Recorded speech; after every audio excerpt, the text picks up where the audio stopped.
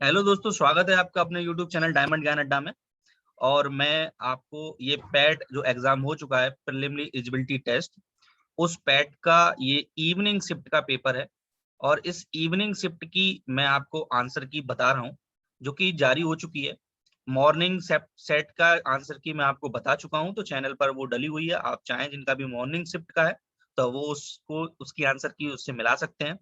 दूसरी चीज आपको ये बात ध्यान में रखनी पड़ेगी कि ये जो ट्रिपल एससी ने जो आंसर की जारी की है, जिसको मास्टर की नाम दिया है, इस मास्टर की में उन्होंने दोनों ही शिफ्टों की सेट एक ही आंसर की जारी की है। तो करना ये होगा कि आपको, क्योंकि सेट तो 8 सेट जारी बनाए थे ट्रिपल एससी ने, किसी का ए है, किसी का बी है, किसी का सी है। तो अब उनको ये करना होगा कि इस सेट ए से पहले आंसर, क्वेश्चंस के आंसर देख लें कि उस क्वेश्चन का आंसर कौन सा सही है, और उसके बाद अपने सेट में जाके वही आंसर मैच कर लें। तो इस तरीके से ये आंसर की आपको चेक करनी है। चलिए मैं शुरुआत करता हूँ, और ये जो मैं बताने जा रहा हूँ ये इवनिंग शिफ्ट की है, ठीक है। मॉर्निंग शिफ्ट की मैं पहले बता चुका हूँ, तो ना देखी हो जिसने तो वो देख लीजिए। चलिए शुरुआत करते हैं पहले क्वेश्चन से। पहला क्वेश्चन है, निम्नलिखित क्रम में भारत कौन आए? थॉमस रू आया, फयान आया, हेनसांग आया? तो इसका ऑप्शन सी पार्ट सही है, मतलब पहले फयान आए, फिर उसके बाद हेनसांग आया, फिर थॉमस रू आया। तो ऑप्शन पहले का ऑप्शन जो है वो सी पार्ट सही है। नेक्स्ट सेकंड क्वेश्चन है। सेकंड क्वेश्चन है कि सिराज उद दौला किन युद्धों में या किस युद्धों में अंग्रेजों से पराजित हुआ था? बक्सर के, प्लासी के, या वाडीवास के? तो इसका ऑप्शन बी पार्ट सही है, प्लासी के युद्ध में पराजित हुआ था। अगला क्वेश्चन है, निम्न में से हड़प नीति का कट्टर समर्थक कौन था? तो सबसे बिल्कुल सही ऑप्शन है कि लॉर्ड डलहौजी जो था वो हड़प नीति उसने अपनाई थी। इसके बाद नेक्स्ट अगला क्वेश्चन है कि भारतीय इतिहास में धनवंतरी कौन थे? चंद्रगुप्त मौर्य के प्रसिद्ध सेनापति, चंद्रगुप्त विक्रमादित्य की सभा को सुशोभित करने वाले प्रसिद्ध चिकित्सक, या हर्ष के समय के एक प्रसिद्ध नाटककार, या इनमें से कोई नहीं? तो बी ऑप्शन बिल्कुल सही है। इसके बाद अगर मैं क्वेश्चन नंबर फिफ्थ की बात करूं, तो क्वेश्चन नंबर फिफ्थ है कि मौर्यकालीन भारत के विवरण वाली जो इंडिका है वो किस इसके लेखक कौन है? देखिए बहुत ही फेमस पुस्तक है और वही पूछ ली गई है। इंडिका के हैं मैगस्थनीज। ऑप्शन ए पार्ट सही है। इसके बाद नेक्स्ट अगला क्वेश्चन है कि साइमन कमीशन किस वर्ष भारत में प्रथम बार आया? तो साइमन कमीशन आप जानते हैं कि 1928 में आया, तो ऑप्शन डी पार्ट सही है। नेक्स्ट अगला क्वेश्चन है कि भारतीय राष्ट्रीय कांग्रेस द्वारा पूर्ण अधिवेशन ऐतिहासिक पूर्ण स्वराज की जो प्रस्ताव है वो कब पारित किया गया, या कहाँ पारित किया गया? तो बंबई में, बंगलौर, लाहौर में, कराची में, या लखनऊ में? तो इसका ऑप्शन बी पार्ट सही है, लाहौर में। नेक्स्ट अगला क्वेश्चन है 8, निम्नलिखित में मिलान कीजिए। इंडियन नेशनल आर्मी, गदर पार्टी, मित्र मेला और होमलू लीग। तो कौन किसका संस्थापक है? तो इसका ऑप्शन जो है वो बी पार्ट सही है। मतलब इंडियन नेशनल आर्मी के जो है वो सुभाष चंद्र बोस हैं। इसके बाद गदर पार्टी की अगर बात करें तो गदर पार्टी का पहला ऑप्शन सही है, लाला हरदयाल। मित्र मेला की बात करें तो बीडी सावरकर। और होमलूर की अगर बात करें तो वो एनी बेसेंट है। अब नेक्स्ट 9 क्वेश्चन की बात कर रहे हैं कि निम्न में से महात्मा गांधी के खिलाफत आंदोलन से जुड़ने का विरोध किसने किया था? खान अब्दुल गफ्फार खान ने, हफ्जुल हक ने, मोहम्मद अली जिन्ना ने, या अब्दुल कलाम आजाद ने? तो इसका सी ऑप्शन सही है, मोहम्मद अली जिन्ना ने। अगला क्वेश्चन है, इनमें से कौन सा क्रांतिकारी संगठन काकोरी षड्यंत्र केस में शामिल था? तो बताइए कौन सा था? तो इसका डी ऑप्शन सही है, हिंदुस्तान रिपब्लिकन एसोसिएशन। नेक्स्ट अगला क्वेश्चन है कि नागार्जुन सागर बांध किस नदी पर बना है? तो ये कृष्णा नदी पर बना है, ऑप्शन बी पार्ट सही है। नेक्स्ट अगला क्वेश्चन है 12 कि माउंट एवरेस्ट पर प्रथम बार चढ़ाई किस वर्ष की गई? तो 1953 में पहली बार इस पर चढ़ाई की गई, तो बी ऑप्शन सही है। 12 के बाद नंबर क्वेश्चन 13 है कि भरतपुर में स्थित पक्षी अभ्यारण्य राष्ट्रीय उद्यान का नाम है? तो राष्ट्रीय उद्यान जो भरतपुर में है वो निम्नलिखित में से केवलादेव घाना राष्ट्रीय उद्यान जो है वो भरतपुर में है। नेक्स्ट अगला क्वेश्चन है कि भिलाई इस्पात संयंत्र के लौह अयस्क का स्रोत है? अब ये थोड़ा सा अच्छा क्वेश्चन है कि कहाँ ये जो लौह अयस्क मिलता है भिलाई में, उसका स्रोत क्या है? तो दल्लही राजहरा जो है वो इसका ऑप्शन ए पार्ट सही है। नेक्स्ट अगला क्वेश्चन है 15। ये देखिए आप दर्रों से संबंधित है कि निम्नलिखित में से दर्रे उनके स्थानों का जोड़ सही नहीं है? तो जोजला और बुर्दिल जम्मू कश्मीर, पारल आचाला और सिपलीला उत्तर प्रदेश लिखा हुआ है, बिल्कुल सरासर गलत है। फिर सी लिखा हुआ है थालालाल, नीति पास और लिपुलेख हिमाचल प्रदेश में, और नाथुला और जेलेपला सिक्किम में। तो जो सही नहीं है तो वो बी, मतलब सेकंड और थर्ड, ये और ये थर्ड गलत है, ठीक है। 14 के बाद अगर मैं बात करूं क्वेश्चन नंबर 16 की, कि किसके बढ़ने के फलस्वरूप निजी निवेश में वृद्धि की संभावना होगी? ब्याज दर की, शेयरों की पूंजी, या नई पूंजी पर अनुमानित प्राप्ति या व्यक्तिगत कर? तो बिल्कुल सही है सी ऑप्शन की नई पूंजी पर अनुमानित प्राप्ति। अगला क्वेश्चन है 17 की भारत की राष्ट्रीय आय का आकलन करने वाली संस्था है, बताइए कौन सी संस्था है? सबको पता है सेंट्रल स्टैटिस्टिक्स ऑर्गेनाइजेशन, केंद्रीय सांख्यिकी संगठन जो करता है, तो ऑप्शन डी पार्ट सही है। 18 की बात करें कि सेवा क्षेत्र का दूसरा क्या है? तृतीयक, प्राथमिक, द्वितीयक या कृषि? तो सेवा क्षेत्र का दूसरा नाम जो है आप जानते हो कि ये टर्सरी सेक्टर कहलाता है। नेक्स्ट अगला क्वेश्चन है 19 कि भारत में श्वेत क्रांति के जनक के रूप में किन्हें जाना जाता है? सभी को पता है वर्गीज कुरियन जो है वो श्वेत क्रांति के जनक हैं। इसके बाद अगर मैं बात करूं 20 क्वेश्चन की कि भारत में आर्थिक सुधार 1991 के दौरान प्रधानमंत्री कौन थे? पीवी नरसिम्हा राव जो है उस समय प्रधानमंत्री थे।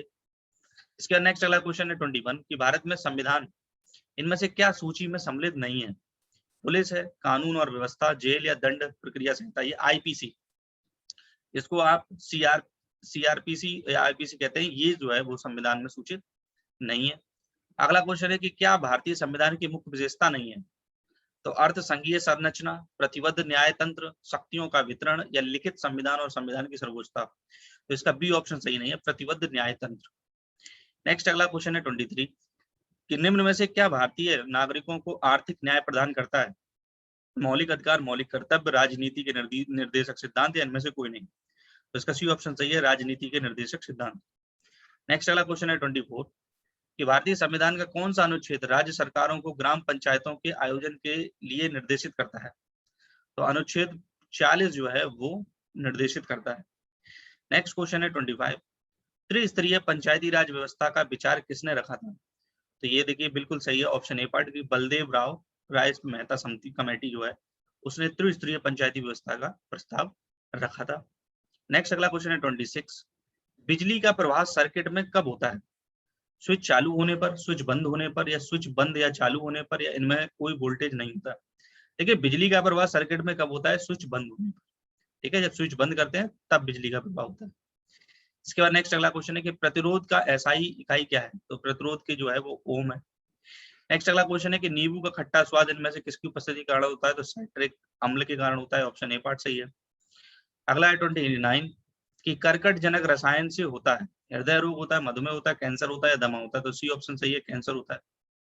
नेक्स्ट अगला क्वेश्चन है 30 की त्वचा की ऊपरी सतह क्या कहलाती है? तो त्वचा की ऊपरी सतह जो है वो अधिचर्म कहलाती है या एपिडर्मिस कहलाती है, ऑप्शन बी पार्ट सही है। अब देखिए बात करते हैं मैथ के कुछ क्वेश्चन है 31 कि अंडर रूट में लिखा हुआ है यदि कि under root 1 + 27 upon 169 equals to कोष्टक में लिखा है 1 + x अपॉन 13। तो कुछ नहीं, इस क्वेश्चन को सॉल्व करने के लिए आप इसका स्क्वायर करिए और जैसे ही आप स्क्वायर करेंगे तो ये हो जाएगा 1 + 27 अपॉन 169 और इक्वल्स टू हो जाएगा 1 + x अपॉन 13 और ये स्क्वायर में हो जाएगा। इसे आप सॉल्व कर लेंगे तो इसका ऑप्शन ए पार्ट आएगा। इसके बाद अगर मैं बात करूं 32 की तो इसमें कितने कुल 1/8 होंगे? तो पहले इसको भिन्न बना लीजिए और 1/8 से भाग दे दीजिए उसमें, ठीक है। तो इसका ऑप्शन जो है वो ए पार्ट सही है, 300 लगभग आएंगे आपके। इसके बाद है तो 33 में वही अंडर रूट लिखा हुआ है 36.1 और अपॉन 102.4। तो इसको अगर आप सॉल्व करेंगे पॉइंट दशमलव हटा के तो आप आसानी से कर पाएंगे और इसका ऑप्शन जो है वो सी पार्ट सही है। इसके बाद क्वेश्चन नंबर 34 की बात करें कि एक शहर की जनसंख्या में 4% की वार्षिक वृद्धि दर होती है परंतु स्थानांतरण कारण 1/2% वार्षिक दर जो है तक घट भी जाती है, तो 3 वर्षों में वृद्धि प्रतिशत क्या होगी? तो यही चक्रवर्ती ब्याज की तरीके से और आप इसका ऑप्शन जो है वो डी पार्ट सही है। इसके बाद अगर बात करें क्वेश्चन नंबर 35 की तो देखिए 13 परिणामों का औसत 68 है, पहले 7 का औसत जो है वो 63 है, तो आखिरी 7 का औसत 70 है, तो 7वें का परिणाम बताइए। तो कोई दिक्कत नहीं है इसमें, एवरेज बहुत ही सरल क्वेश्चन है, इसका आंसर जो है वो 47 है। इसका नेक्स्ट अगला क्वेश्चन है कि हिंदी के कुछ प्रश्न है कि तीक्ष्ण का विलोम क्या होगा? तो तीक्ष्ण का मतलब कुंठित हो जाएगा, तीक्ष्ण का, तो डी ऑप्शन सही है। 37 का है कि गजबदन ये गणेश जी का होता है, तो ये गणपति हो जाएगा, इसका ऑप्शन सी पार्ट सही है। अगला क्वेश्चन है कि कांटों से भरा हुआ, तो कांटों से भरा हुआ ये क्वेश्चन बिल्कुल बहुत बार आता है, कंकड़ा कीड़ कहलाता है, तो डी ऑप्शन सही है। इसके बाद है 39 की दूध का दूध पानी का पानी करना, तो इसका भी डी ऑप्शन सही है, उचित निर्णय करना, ठीक है, उचित निर्णय करना। इसके बाद है 40 की शुद्ध वर्तनी बतानी है, तो शुद्ध वर्तनी में जो है वो बहिष्कार, ये सी ऑप्शन जो है बिल्कुल सही लिखा हुआ है। इसके बाद अगर बात करें देखिए इंग्लिश के कुछ क्वेश्चन है जो कि पैसेज से रिलेटेड है। Question number 41, the author sat peering into the darkness because, तो इसका ऑप्शन डी पार्ट सही है, ही वाज अफ्राइड। नेक्स्ट अगला क्वेश्चन है 42, the author jumped out of bed because a cold breeze blew past his face, तो C option इसका सही है। इसके बाद क्वेश्चन नंबर 43 है कि which one of the following did the author do first, तो इसका बी ऑप्शन सही है, climbing into bed. Question number 44 है कि give synonym for the following words pride, ये प्राइड का, प्राइड माने होता है सम्मान, तो डिग्निटी हो जाएगा, तो डी सी ऑप्शन सही है। क्वेश्चन नंबर 45 लिखा हुआ है कि एंटोनिम ऑफ कीन, कीन माने होता है कीन, तो इसका एंटोनिम बताना है तो डल हो जाएगा, ठीक है, तो इसका ऑप्शन ए ऑप्शन सही है। क्वेश्चन नंबर 46 की अगर बात करें कि दिए गए विकल्पों में से संबंधित शब्द का चयन कीजिए, जैसे कुत्ता का रेबीज, तो मच्छर का बताइए, तो मच्छर मलेरिया से फैलता है। क्वेश्चन नंबर 47, उस शब्द का चयन कीजिए जो समूह के बाकी शब्दों से मेल नहीं रखता, तो सीधी सी बात है, नन लिखा हुआ है, मुनि लिखा हुआ, पादरी, ये सब जो है वो एक धार्मिक लोग है, सूरवीर जो है, तो ये इससे संबंध नहीं रखता। 48 ये कोडिंग डिकोडिंग से है कि अगर इसको आप ये इस तरीके से रिप्रेजेंट करते हैं तो इसको किससे रिप्रेजेंट करेंगे, तो इसका ऑप्शन जो है वो बी पार्ट सही है। क्वेश्चन नंबर 49 की बात करें कि एक आदमी एक महिला से कहा कि तुम्हारी माँ के पति की बहन मेरी बुआ है, तो महिला उस आदमी से किस प्रकार संबंधित है, तो इसका ऑप्शन जो है वो डी पार्ट सही है, बहन। क्वेश्चन नंबर अगर 50 की बात करें कि यदि 18 फरवरी 2005 को शुक्रवार है तो 18 फरवरी 2007 को कौन सा दिन होगा, तो इसका ऑप्शन ए पार्ट सही है कि क्या होगा, रविवार होगा। क्वेश्चन नंबर 51 की बात करें कि भारत के उस प्रथम राज्य का नाम क्या है जिसने अपने सभी निवासियों को स्वास्थ्य बीमा प्रदान किया है, गुजरात है, तेलंगाना है, राजस्थान है, कर्नाटक है, तो इसका ऑप्शन सी पार्ट सही है, राजस्थान है। क्वेश्चन नंबर 52 की बात करें कि आरबीआई ने 22 जुलाई 2021 को किस भुगतान तंत्र को नए कार्ड जारी करने पर प्रतिबंध लगा दिया है, तो बिल्कुल ऑप्शन ए पार्ट सही है, मास्टर कार्ड को जो है उस पर प्रतिबंध लगा दिया है आरबीआई ने, ठीक है। इसके बाद नेक्स्ट अगला क्वेश्चन की अगर मैं बात करूं तो अगला क्वेश्चन है 53, और 53 जो प्रश्न है वो ये कहता है कि योग के बारे में जागरूकता बढ़ाने के उद्देश्य से, योग के बारे में जागरूकता बढ़ाने के उद्देश्य से भारत में ये जो 53 है, भारत में नमस्ते योग शुरू किया गया है, तो ये किस मंत्रालय ने शुरू किया है, तो आयुष मंत्रालय ने शुरू किया है, इसका ऑप्शन सी पार्ट सही है। 53 की बात में बात करूं 54, देखिए टोक्यो पैरालंपिक 2021 में किसको भारतीय दल के ध्वज वाहक के रूप में नामित किया गया है, तो मरियप्पन थंगवेलु को जो है वो ये ध्वज वाहक हैं जो पैरालंपिक, वैसे तो अभी पैरालंपिक चल भी रहे हैं और उसमें भारत बहुत अच्छा प्रदर्शन भी कर रहा है, 2 गोल्ड आ चुके हैं। इसके तहत 55 की बात करें 2021-22 के दूसरे क्वार्टर, मतलब जुलाई से सितंबर के मध्य सुकन्या समृद्धि खाते में ब्याज दर क्या है, तो 7.6% जो है वो इसकी ब्याज दर है, ए ऑप्शन सही है। इसके बाद क्वेश्चन नंबर 56 की बात करें, भारतीय सेना ने कश्मीर में अपनी एक फायरिंग रेंज नाम बॉलीवुड अभिनेत्री के नाम पर रखा है, तो इसका ऑप्शन जो है डी पार्ट सी है, विद्या बालन। क्वेश्चन नंबर 57 कि वर्ष 2021 में किस देश का पासपोर्ट विश्व की सबसे शक्तिशाली पासपोर्ट की श्रेणी में शामिल है, तो ये पता होगा आपको, जापान का, ऑप्शन नंबर डी पार्ट सही है। क्वेश्चन नंबर 58 की बात करें कि तमिलनाडु विधानसभा 2021 का चुनाव किस राजनीतिक दल ने जीता है, सभी को पता है डीएमके ने जीता। इसके बाद क्वेश्चन नंबर 59 है कि वैश्विक शांति सूचकांक में कौन सा देश शीर्ष पे है, तो आइसलैंड जो है वो शीर्ष पे, सी ऑप्शन सही है। क्वेश्चन नंबर 60 है कौन से राज्य के मुख्यमंत्री दलित सशक्तिकरण योजना को लागू कर रहे हैं, वो तेलंगाना है।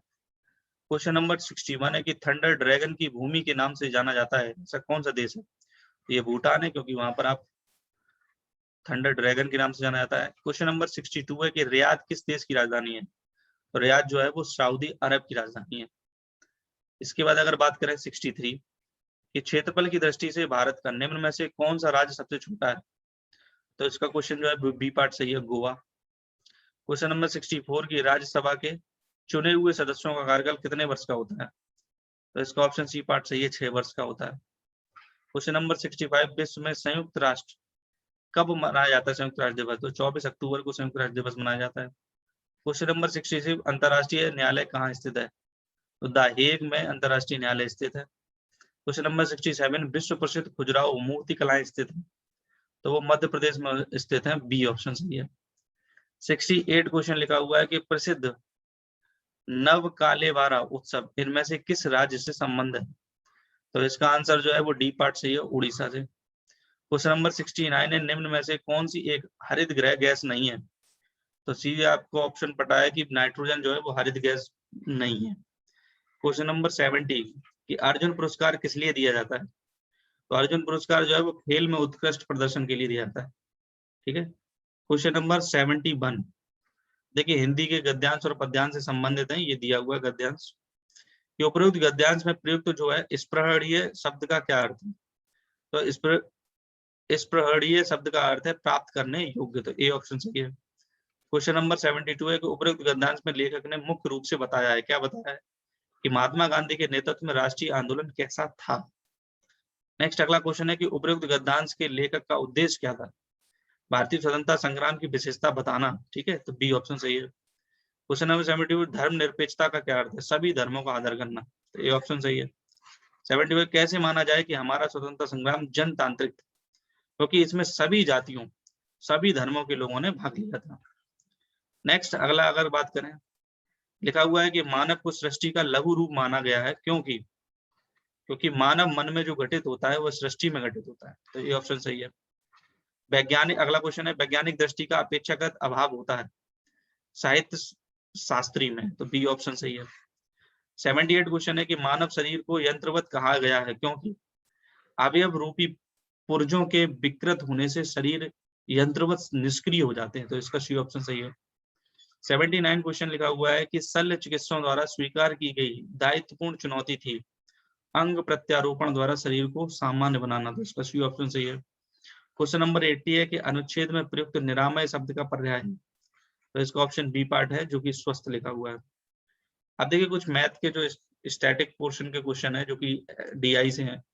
तो क्वेश्चन नंबर 81 है कि उत्पादन अधिकतम स्तर का इस वर्ष घटा है, किस वर्ष घटा है? तो 2015 से 16 में घटा है, तो बी ऑप्शन सही है। क्वेश्चन नंबर 82 है कि उत्पादन में पिछले वर्ष की तुलना में वर्ष के दौरान अधिकतम वृद्धि हुई, तो इसका ये ऑप्शन सही है 2013 और 14 में।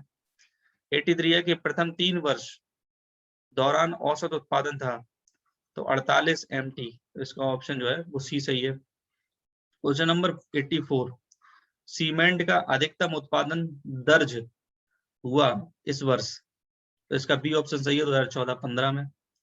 क्वेश्चन नंबर 85 की वर्ष 2011-12 के दौरान उत्पादन वृद्धि प्रतिशत कितने वर्ष की तुलना में था, तो इसका ये ऑप्शन सही है 31.8%। नेक्स्ट अगला क्वेश्चन है 86 कि वर्ष 2014-15 से 2015-16 के दौरान एक्स की आयात में वृद्धि प्रतिशत है, तो इसका ऑप्शन बी पार्ट सही है 33.3%। क्वेश्चन नंबर अगर मैं बात करूं 87 की, तो सभी वर्षों के लिए वर्ष दर एक्स के आयात की वृद्धि का औसत है, तो इसका ऑप्शन ए पार्ट सही है 260। 88 है कि विगत कितने वर्षों में एक्स का आयात एक्स के औसत आयात से अधिक था, तो इसका दो ऑप्शन सही है, मतलब सी। 89 लिखा है एक्स के औसत आयात से अधिक आयात और एक्स के औसत आयात से कम आयात के वर्षों का अंतर है, तो इसका आंसर है 2, जो कि बी ऑप्शन सही है। क्वेश्चन नंबर 90 है कि वर्ष 2018-19 के दौरान एक्स के आयात में प्रतिशत वृद्धि सभी वर्षों के एक्स के आयात के उसके औसत से कितनी है, तो इसका ऑप्शन डी पार्ट सही है 64.38। अब क्वेश्चन नंबर 91 की बात कर रहे हैं कि मंगलवार को ए द्वारा बेची गई वस्तु तथा शनिवार को सी द्वारा बेची गई वस्तु का अनुपात क्या है, तो 7:8 है, 9 है। अगला है 92 कि सोमवार को डी द्वारा बेची गई वस्तु शनिवार को सी द्वारा बेची गई वस्तु का कितना प्रतिशत थी, तो 44.44% थी, तो ऑप्शन सी पार्ट सही है।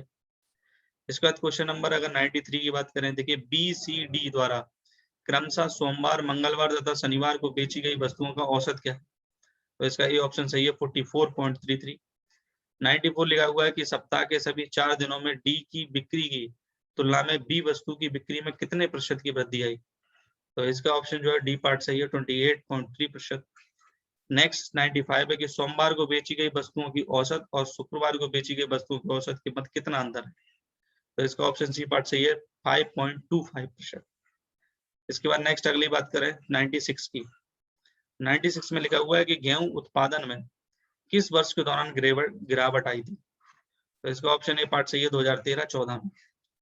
97 है कि इनमें से किस फसल में 2013 और 17 के मध्य उत्पादन में लगातार वृद्धि दर्ज की गई। तो इसका डी ऑप्शन सही है, बाजरा। इसके बाद नेक्स्ट अगला क्वेश्चन है 98। 98 कहता है कि 2010-11 से 2016-17 की अवधि के मध्य आलू का औसत उत्पादन कितना है? तो 293.86 टन है, तो बी ऑप्शन सही है। नेक्स्ट अगला क्वेश्चन है 99। 2016 और 17 के मध्य इनमें से किस फसल के उत्पादन में पिछले वर्ष की तुलना में गिरावट दर्ज की गई? तो इसका ऑप्शन सी पार्ट सही है, चावल में। और अंतिम इस सेट का प्रश्न है कि आलू का उत्पादन 2015-16 में 2010-11 का जो अंदाजन कितना गुना है? तो 1.90 गुना है। तो इस तरीके से दोस्तों आपने जो है ये जो इवनिंग सेट है या आप सेकंड शिफ्ट कह सकते हैं, तो जो इवनिंग शिफ्ट है उसका ये आपका आंसर की थी, जो मास्टर आंसर की है, और ये सेट एक ही है। तो इसी के आधार पर इसमें जो क्वेश्चन के आंसर सही दिए गए हैं उसी से आप अपने सेट की मिला सकते हैं। और जो भी आपको और भी संबंधित जिस भी रिलेटेड न्यूज मिलेगी, इसके एक्सपेक्टेड कट ऑफ से संबंधित जो भी न्यूज होगी वो भी आपको बताऊंगा मैं। जहां तक मेरा अनुमान है वो मैं ये बता सकता हूँ कि जिसके भी 55 प्लस हैं, खास तौर से मैं कहूँ तो वैसे तो इसकी मेरिट इतनी कम भी नहीं रहनी और इतनी ज्यादा भी नहीं जा सकती, क्योंकि नेगेटिव मार्किंग का असर जो है वो अच्छा खासा दिखाई दे रहा है सभी लोगों पर।